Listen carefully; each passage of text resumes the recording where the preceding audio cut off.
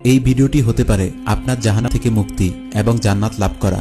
সুতরাং আজকে এমন 3টি ছোট দোয়া সহিহ হাদিস থেকে আপনাদেরকে জানাবো, যা মৃত্যু পর্যন্ত এবং পরকালে আপনার কাজে দিবেই ইনশাআল্লাহ। তো ভিডিওটি শেষ পর্যন্ত দেখুন। যে দোয়া পাঠ করলে জাহান্নাম থেকে মুক্তির গ্যারান্টি দিয়েছেন আমাদের রাসূল সাল্লাল্লাহু আলাইহি সাল্লাম। তো আসুন আমরা এই বিষয়ে সহিহ হাদিস থেকে জেনে নেই। ইসলাম একটি পূর্ণাঙ্গ জীবন ব্যবস্থা, তাই মুমিনের প্রতিটি মুহূর্ত অতিবাহিত হয় মহান আল্লাহর নির্দেশিত পথে। কোরআন সুন্নাহ অনুযায়ী চলার কারণে পুরো সময়টাই মুমিনের ইবাদত হিসেবে গণ্য হয়। ঘুম থেকে শুরু করে পুনরায় বিছানা শোয়া পর্যন্ত প্রতিটি ধাপে নির্দিষ্ট কিছু দোয়া আছে, যা পাঠ করলে আল্লাহর নৈকট্য লাভ হয়, পাপের বোঝা হালকা হয়। প্রথমত আমরা জানব জাহান্নামের আযাব থেকে মুক্তি লাভের দোয়া। এই দোয়া সকাল সন্ধ্যা পাঠ করলে জাহান্নাম থেকে মুক্তির গ্যারান্টি দিয়েছেন স্বয়ং বিশ্বনবী হযরত মুহাম্মদ সাল্লাল্লাহু আলাইহি সাল্লাম।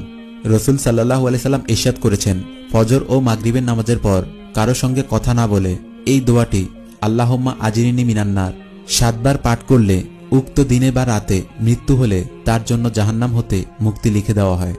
দ্বিতীয়ত আরেকটি দোয়া আছে, যে দোয়াটি প্রতিদিন সকাল ও সন্ধ্যায় 3 বার পাঠ করলে জান্নাত নিজেই বলবে আল্লাহ তাকে জান্নাতে ঢুকতে দিন।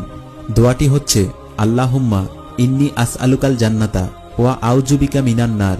অর্থ, হে আল্লাহ, আমি আপনার কাছে জান্নাত চাই এবং জাহান্নাম থেকে আপনার কাছে আশ্রয় চাই। রাসূল সাল্লাল্লাহু আলাইহি সাল্লাম বলেছেন, যে ব্যক্তি আল্লাহর কাছে 3 বার জান্নাত প্রার্থনা করে, জান্নাত আল্লাহর কাছে দোয়া করে, হে আল্লাহ, তাকে জান্নাত দান করো। যে ব্যক্তি আল্লাহর কাছে 3 বার জাহান্নাম থেকে আশ্রয় প্রার্থনা করে, জাহান্নাম আল্লাহর কাছে দোয়া করে, হে আল্লাহ, তাকে জাহান্নাম থেকে মুক্তি দাও। তিরমিজি 2572 নম্বর হাদিস, ইবনে মাজাহ 4340 সহিহ হাদিস। এবং তৃতীয়ত, কোন দোয়া পাঠ করলে জীবনে সব গুনাহ মাফ হয়ে যায়? চলুন সহিহ হাদিস থেকে জেনে নেই। জীবনের সকল গুনাহ মাফ পেতে ফরজ নামাজের পর 4টি বিশেষ দোয়া পাঠ করুন। যে ব্যক্তি ফরজ নামাজগুলোর পর দোয়াগুলো নিয়মিত পাঠ করে আমল করবেন, মহান আল্লাহ তাআলা ওই প্রার্থনাকারীর সকল গুনাহ ক্ষমা করে দেবেন ইনশাআল্লাহ।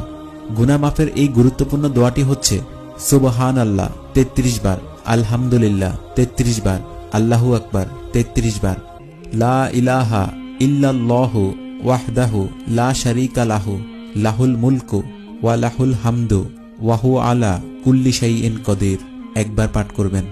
রাসূল সাল্লাল্লাহু আলাইহি সাল্লাম বলেছেন, যে ব্যক্তি প্রত্যেক ফরজ সালাতের পর উক্ত দোয়াটি পাঠ করবে, তার সকল গুনাহ মাফ করা হবে, যদিও তা সাগরের ফেনা সমতুল্য হয়। মুসলিম মিশকাত হাদিস নং 967।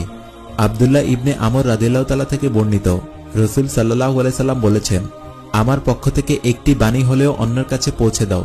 সহিহ বুখারী হাদিস নং 3215। আপনিও ভিডিওটি শেয়ার করে ইসলামের বাণী অন্যের কাছে পৌঁছে দিন। আপনার এই ঈমানী দায়িত্ব পালনে হয়তো হাজার মানুষের হেদায়েতের জারিয়া বা নাজাতের ওসিলাও হতে পারে। ভিডিওটি দেখে যদি উপকৃত হয়ে থাকুন, তাহলে লাইক, শেয়ার এবং সাবস্ক্রাইব করে রাখুন।